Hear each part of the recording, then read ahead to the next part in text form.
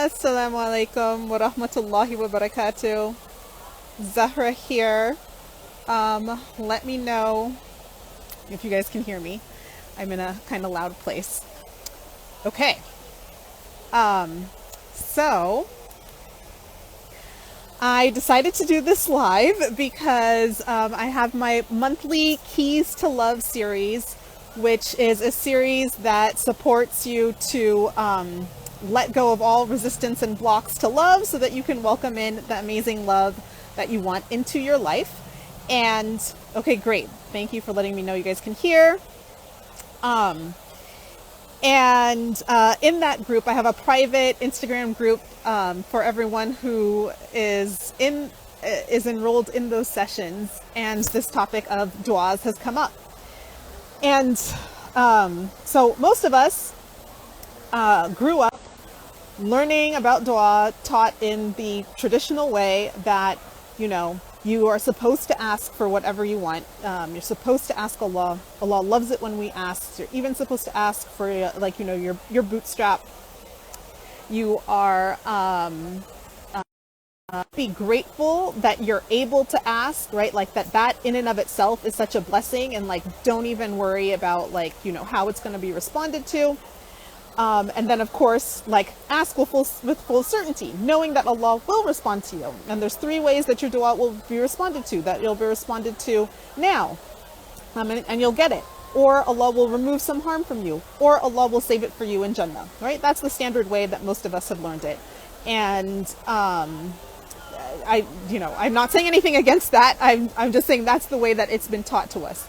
What I'd like to add to this conversation, to this discussion, is additional nuance and thoughts and elements to it, so it can support us now as we're making dua. Especially right now is Ramadan. We're moving into the last 10 nights. We are supposed to ask for anything and everything that we want.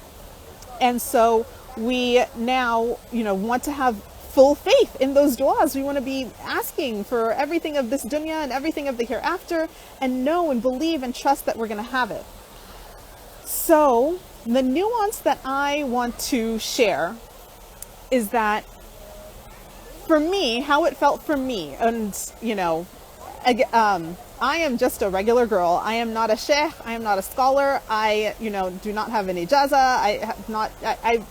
I'm just a regular Muslim girl, okay? So if you don't like something I have to say, or if you disagree, or if your sheikhs told you something else, listen to who you want to listen to, follow who you want to follow.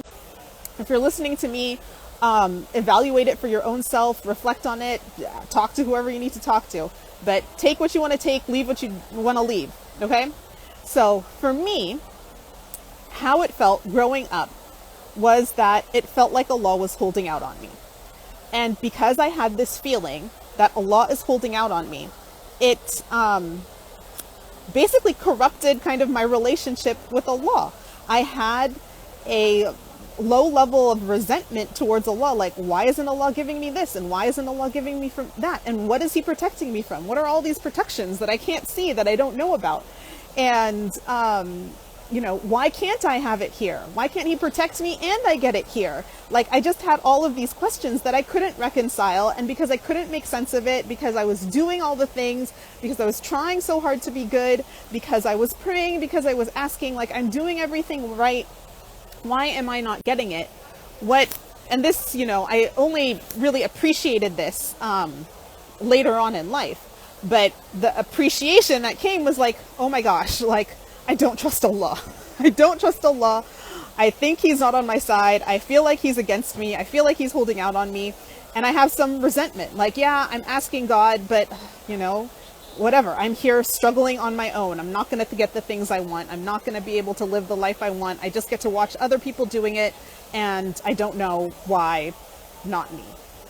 So if you felt that way, it's not a good place. You don't feel good. In general, I did not feel good. I was worried and anxious, low level worried and anxious. And I'm talking about when I'm a teenager. So 20 years ago, I'm worried and low level anxious, am I doing the right thing? Am I good? Am I being good enough? Am I good enough Muslim? Am I nice enough to my parents? Am I doing the right thing? It made me a people pleaser. It made me like, just accommodate everyone. It made me into all of these things because I'm just so desperately trying to get Allah to like deem me worthy. Like, am I worthy yet? Do I get it yet? Can I have it yet? Like, when is it enough? When have I done enough? When will I, be one of the lucky ones? And as an adult, not an adult, but as someone who's kind of gone through an evolution in how I think about these things, what I feel now is that me believing that about dua harmed my relationship with Allah. And since then, I have changed my relationship with Allah, with how I view dua. Yes, Nzinga. And when I changed how I viewed dua and believing what I could have and not have, it changed my relationship with Allah for the better. So what I now believe is that I can ask Allah for things and I can have them now. I can believe that I can have them now. So already, like within dua, we are told to believe with certainty that your dua is answered, and to know that it's been accepted. But because of the way I was taught about dua, I would believe, yeah, Allah's heard me, He's accepted it, but you know what? Okay, it's been a week, it's been 2 weeks, it's been a month, it's been a year. All right, that one's saved for Jannah. You're like, all right, fine, that one's saved for Jannah. And that over time, that constant feeling of like, okay, my du'as I'm not going to get them now, I'm going to get them all in Jannah, pulls me away, right? It's creating this resentment, which pulls me away, which is, I don't want to, what's the point of asking? It's all going to be saved for Jannah. And all right, like, let me just try and make do with what I have here now, even though, I want more. And then what am I supposed to do with all of these wants and desires? I keep wanting more. I see other people get more and I'm wanting more. And I'm talking more in terms of worldly and spiritually. Like, I want to elevate in all sorts of ways, and I'm feeling, okay, I'm not, and I can't, because it's all going to be saved for Jannah. All right, so here's my issue with this, and Nzinga pointed it out in our group, right? First of all, this notion of things being saved for us in Jannah, while wonderful and great, that Allah is saving it for us in Jannah, and that is what He's doing. It's not comforting to me now, because already, like, I don't even know if I'm going to get to Jannah, right? And if I get to Jannah, I think I will already be elated that, oh my God, I'm in Jannah. And I'm not going to be angry or salty if, like, oh man, the car I wanted, I got it in this life. Too bad. I wish I could have gotten whatever that would have translated to in Jannah. Like, I think I will be so excited that, oh my God, I'm in Jannah, and oh my God, I also got the car that I wanted here in dunya, and the marriage that I wanted, and, the trip that I wanted to go on, and, connecting with someone spiritually here on, like, I'm not going to be, I don't believe that we are going to be feeling any sort of bad way about, oh my gosh, my du'as were answered in this life. Like, no. So it's not comforting to me now, right? My point is not that's not good or not, like, I don't appreciate it. My point is that for me right now, instead of making me feel good, it makes me feel worse. What I instead want to know or want to feel is that, what is this protection and how am I being protected from it? Okay, sorry. You guys are with me live. I wrote notes, but there's so much with this that I'm like all over the place. Okay, let me backtrack a bit. All right. Okay. If we start with that, we are supposed to be asking Allah for the things that we want. And most of these desires on our heart, where did those desires come from? Allah placed those desires on our heart, right? Allah placed the desire for you to, want to write that book or do that project or have that loving, amazing relationship or go visit these different places and see that, or work with animals or support this cause or this charity or build that school or, take care of these orphans, right? Each of us, we're all not the same. We all have different things that we're interested in. We all have different hobbies, different causes, different things that move us and motivate us. Where did each of our unique individual desires come from? our true pure desires come from? They came from Allah. Allah gave us those desires. And then Allah, and this beautiful reflection came from Ruqayyah's bookshelf, and I can't think of her name right now, but her handle is Ruqayyah's bookshelf. She's an author, and she wrote this beautiful reflection on Allah will not burden a soul with more than he can bear. And we're all grow up, right, hearing that verse and understanding it as like, whatever trial or tribulation that you're going through, know that you can handle it, because Allah is not going to burden you with more illness, more sickness, more death, more whatever than you can bear. You will be able to handle it. So it gives us comfort when we're going through these difficult moments. But Ruqayyah's bookshelf shared, she's like, I also believe that applies to our desires that we want. Allah will not burden you with the desire of wanting to write the book, of wanting to start the company, of wanting to create this invention, of wanting to have this loving marriage. He would not burden you with this desire if you could not support you to achieve it. That would be more than you could bear. That is heartbreaking, right? If there's been a dream that you've given up on, you know that it just like crushes a part of you. Like, okay, I can't have this. I can't make this. I can't do this. It crushes a part of you. And that is, for many people, more than they can bear. It will dim their light. It will diminish them. It will shrink them down. And so I do not believe that Allah will burden us with our desires for the things that we want and then say, but you can't have it, right?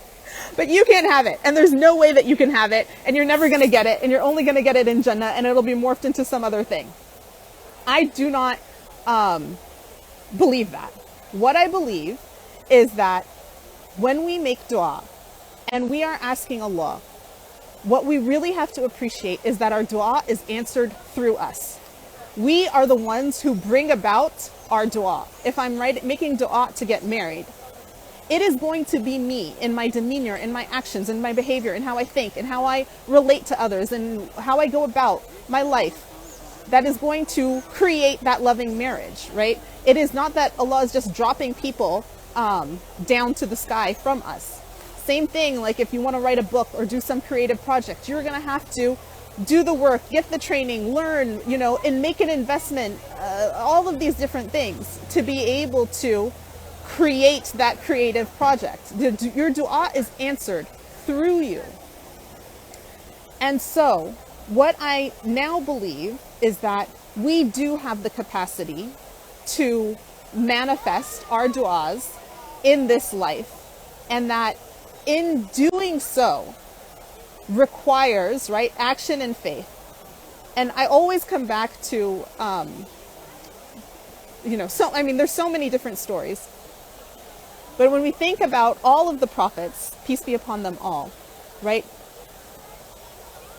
In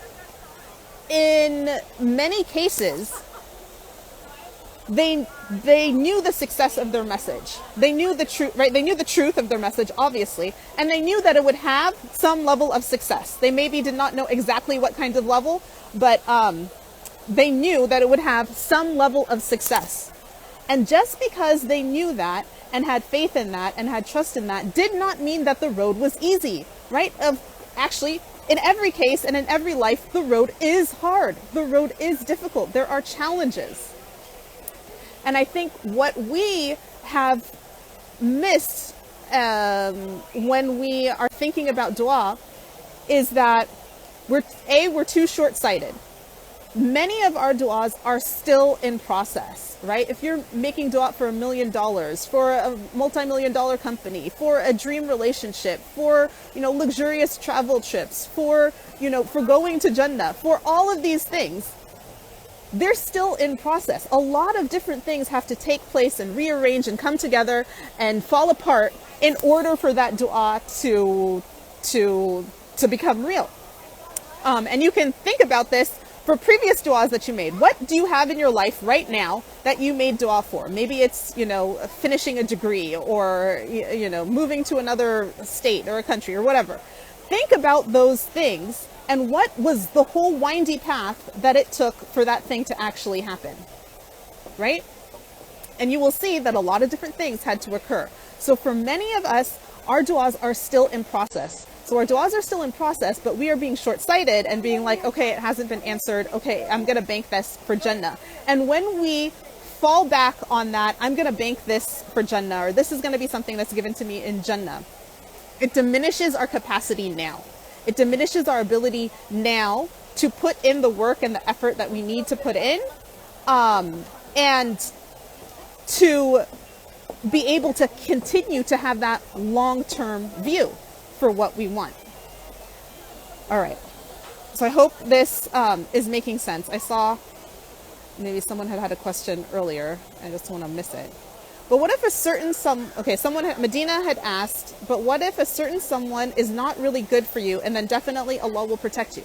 Okay, the other piece about this is that Allah is always protecting you. Allah is always guiding you and always protecting you. Allah is always guiding you and always protecting you. Allah is always on your side. Allah wants you to succeed. Allah wants you to be successful. Allah wants you to have love, to have prosperity, to have health, to have wealth. What is the Quran? The Quran is our guidebook, our prescription for how we can do that.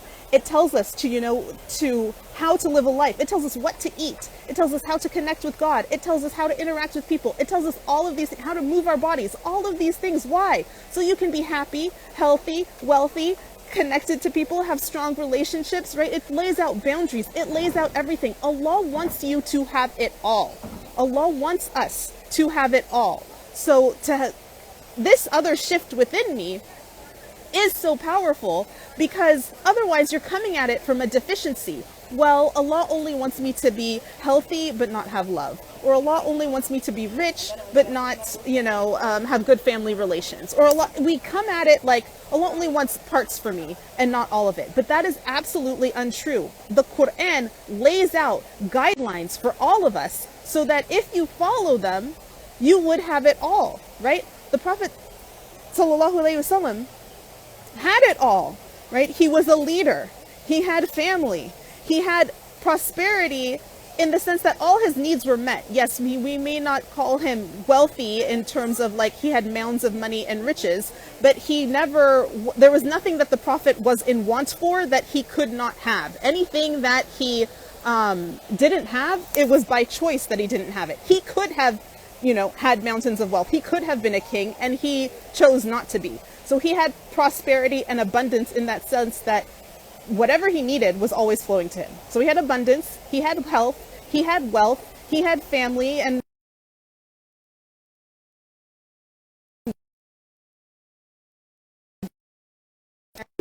this is our example. A person who had it all. So for anyone to be sitting here and thinking like, all right, well, I can't have this, I can't get married, good thing I have a good career and my family loves me, and I don't think I'm going to get married, I'm just going to let that go. It's wrong. It's, in my opinion, it's just wrong thinking. You are limiting the majesty of Allah. You are limiting the majesty of your own self. You are limiting we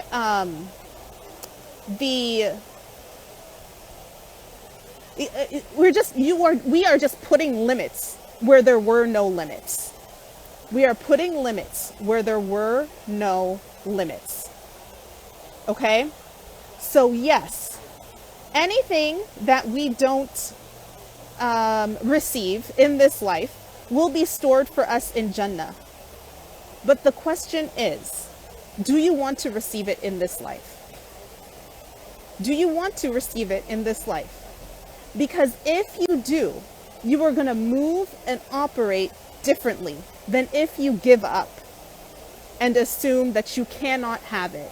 That is your opinion of Allah, right? The other way that my change in how I viewed Allah really impacted me, because we know that we are supposed to have a good opinion of Allah. And I know when I thought this way about all my du'as are saved for me in Jannah, it made me have a low opinion of Allah. Allah is holding, the lectures tell you that. Don't think that Allah is being stingy. Don't think that Allah can't do it. Don't think that things are too difficult for Allah, right? Allah can do anything, and Allah is most generous. So when I shifted to have that view, Allah can do anything and Allah is most generous. Allah can give this to me now and I want it now, and I'm going to do my part and I'm going to trust that Allah is going to do his part. Oh my God, like things just started flowing into my life, because it is our belief that we can have it. It is our belief that we can have it that is the initial trigger for us to receive it. Without our belief that we can receive, we will not receive. Because Allah says, I am as my servant expects me to be. So he puts the onus on us. As you expect. If you expect that I'm not going to give it to you now, if you expect, I mean, I hear all day, every day from women are like, okay, well, I'm waiting on Allah's timing, and it's whatever is best for me, and maybe Allah is protecting me. And so really all of that couching is just, I don't really expect Allah to give it to me now. I've waited, I've tried, it's been so hard. I've been on the apps, I talked to the aunties, I've done all the things. I don't expect that it's coming anymore. And I'm just going to console myself with the thought that I'm going to get it in Jannah and Allah is protecting me and all of that. But where is the hadith where the Prophet ﷺ says, don't get married? Where's the hadith that says, when he's encouraging people to get married young, he's like, yeah, get married young, but if you're not going to get married, because some of you are not going to get married, so don't worry about it. No, like there's never a time. And where is the part in the Quran where Allah says, like, that there's some people who have mates and other people who don't? He says, I've created for you mates. I've created for you mates. I've created for you mates. He didn't say I created some of you mates. I created for a few people mates. I created for the lucky people mates. I created for the truly believing mates. I created for you mates. You have a mate. You have a mate. Why would that desire? Why would you want it so bad? Why would it be so heartbreaking? Literally can break your heart. Like you can go into a depression. You can feel so bad. You can feel so despondent. We are social beings meant to be together. And then for you to believe, well, Allah doesn't want that for me. In my view, that's a low opinion of Allah, and that's a low opinion of yourself. Allah wants that for you, and you can have that for you. And that first belief right there could be the thing that shifts everything for you. Just fully getting into the space within yourself. You know what? Yes, marriage is for me. I am going to get married, and it's going to be amazing. Why? Because what you believe is what you'll expect, and what you expect is what will come. It is literally a self-fulfilling prophecy. If you believe you can't have it, you won't. I think there's even like an Einstein quote, right? It's like, if you say you can, and if you say you can't, you won't. Whatever. But basically, whatever you say, you are right. If you say I can have it, you're right. If you say I can't have it, you're right. Because that statement in and of itself sets in motion your energy, your direction, your attitude towards what you've said to make it true. Because more than anything, our ego wants to be right. Our ego wants to be right. And I have a post on this. Do you want to be right, or do you want to be happy? Our ego wants to be right. So if you say, you know what, there's no good men, all the good ones are taken, I believe maybe Allah is protecting me for from something, and I'm content, I won't get married now. I don't think, I'll be content with that. I don't think there's someone for me. You'll be right. You'll be right. You will stop looking. You will stop. Even if the perfect person was right in front of you, was right at that iftar, was right at that place, you won't see it. They won't come to you. You'll miss it. Because your belief is that they're not there, so you're not going to see them. You literally will not see them even if they're standing in front of you. That is that is the seal that Allah puts on the hearts and the ears. And you've sealed yourself up with that belief. When you believe they are coming, they are here, you will see it. Okay, so I've kind of gone all around on a whole bunch of different things. But we were talking about dua.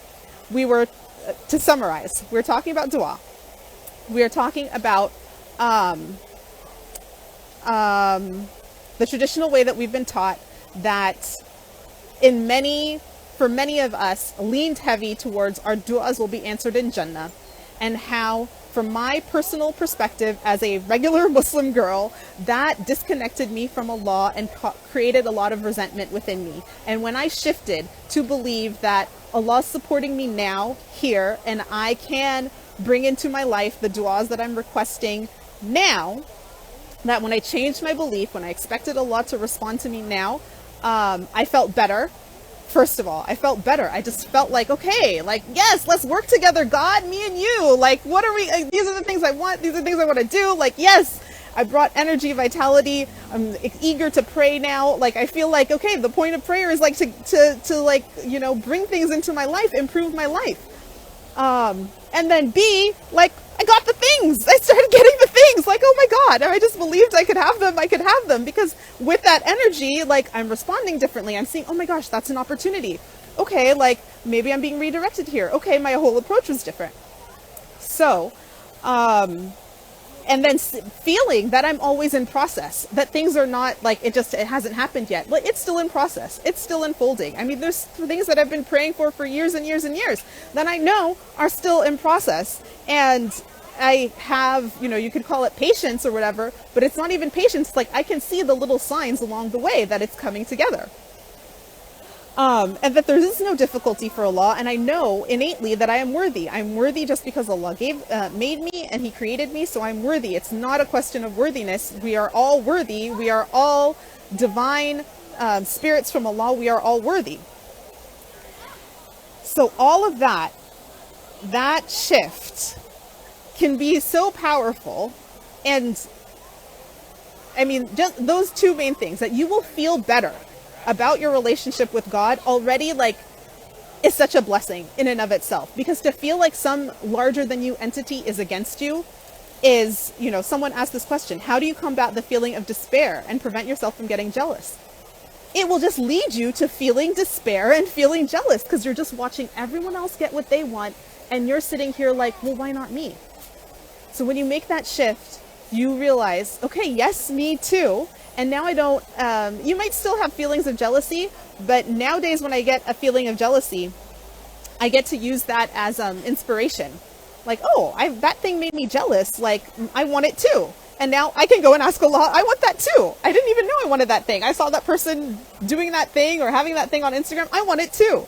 Like, that jealousy is just an indication to me, like, ask for that also. You can have it also. It's not an indication for me that, like, oh man, it's another thing I can't have. They are lucky and I'm not, right? It's the difference between abundance mindset and scarcity mindset. All of those things. So, how you view Allah, what you believe is possible, is critical and is key. And if you're following me here on Practical Muslim, that is what I post about all day, every day. My Islamic affirmations are to support you in talking to yourself in a positive way about what's possible. It's safe for me to receive. Many of us don't even realize that. Like, I feel like it's unsafe to receive, right? The other messaging we have around dua, oh my God, I need to wrap up this live. But I have so much to say. The other messaging we have around dua is it's unsafe. If I receive, I will make another person feel jealous. So I don't, that internal battle will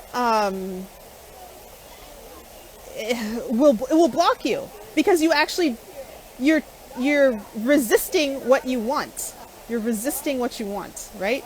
You're resisting what you want because you are worried it's going to make another person feel bad, and you don't want to make another person feel bad because you know how bad you felt. And so even though you're asking for it, you're actually also resisting it. So it's safe for me to receive. Me receiving inspires others to receive, right? These are affirmations. Other things you can use are my Islamic devotionals, right? Someone's asking, do you recommend any books? I have my PDF book of Islamic devotionals, and I also have it as an app. And Islamic devotionals train your mind to hear Allah in a positive way, that He is supporting you and on your side. And when you, again, shift to hear Allah in a positive way, supporting you on your side, that will help you to not feel in despair, and again, not get jealous, and begin to believe in your du'as, and then begin to act in ways as if they're coming towards you, and begin making them happen in your life, and then receive them. And yes, I am going to save this live, and I'm going to wrap it up here, because there's so much more I could say. But in my Keys to Love series, I will be doing a whole dedicated session on dua and istikhara, which is going to be much more organized and detailed, because I'll have planned it out and I'll have slides. And so I highly encourage you to attend that session. I have to look at the schedule when that will be. But my dua and istikhara session, and of course I highly encourage you, if you are single, if you are struggling with getting married, if you are feeling like there's no good guys left, there's no one out there for me, Nazinga's saying, I suggest you take Zahra's sessions. Links are in her bio. It's amazing and will straighten you out, inshallah. Yes, I mean, we don't realize how much we've got jumbled. Like, what I'm straightening you out is the untangling of what was, my mind was a huge tangled mess of desires and wants and despair and conflict and hope and fear and faith, but doubt, all of it. And untangling that changed my life and became like, oh my God, why wasn't I taught this earlier? Why didn't I know this earlier? I have to tell everyone. And that is what I'm doing now. I am telling everyone. And so I want you to enroll, invest in yourself, invest in this. The message I have for any single ladies is, your mate is available. You can have your amazing, loving relationship, but you won't get there with the same mindset that makes you feel like you're stuck and there's no good ones and I've tried everything and I don't, and maybe it's not written for me and maybe I'll get it in Jannah. If you have that mindset, you won't get married. It's a self-fulfilling prophecy. I'm not trying to say anything against you. I'm saying you will make that true because you don't believe it's possible for you. What that all indicates is you don't believe it's possible for you. So if you want to get married, if you want to admit that to yourself, you know what, I do want that. I really do want it. I don't want to give up on this. I don't want to believe that like this is it for me and I just have to pretend that I'm okay with all of the other amazing stuff in my life. We're not diminishing that your life isn't full and rich and amazing and wonderful. But you can also have that and also have another desire that you want fulfilled. And inshallah, you can fulfill it. But the first step is believing that it can be fulfilled. So join me in the Keys to Love series. I would love to support you to untangle all of this, to get straightened out, as Nazinga said. And no, especially, I mean, tonight, right now is a great time for you to enroll because you have five sessions that are already uploaded for you to dive right into and get yourself ready for the end of Ramadan to be making those powerful du'as and feel in this beautiful month, feel the blessings, feel the mercy, feel yourself in that spirit that I can have this now. I do not have to wait. And literally, if like, it also doesn't make any sense that of all the women who say, okay, well, maybe it's not for me, maybe it's not for me, it's like all the women. So just means like most people are not getting married anymore. Like, okay, I could understand if like, fine, marriage is written for, 80% of people and 20% not. But basically all the rest of the single women are like, well, it's not written for me. So it's like, okay, 50% of people are not supposed to get married. Like that mathematically doesn't make sense by what we know that Allah has shared with us, right? I created for you mates. Getting married is a protection. Get married young. All of these things. And then somehow like, no. For me, I am one of the unlucky ones. You are not one of the unlucky ones. You are one of the lucky ones. Get lucky. Change your mind. And make dua with that belief. Make dua knowing that you can have it now. And you have the capacity to do what it takes to have it now. And Allah is on your side. All right. With that, I will now finally end. Join me in Keys to Love. This will be saved. And inshallah, you can DM me any questions you have. Assalamu alaikum wa rahmatullahi wa barakatuh.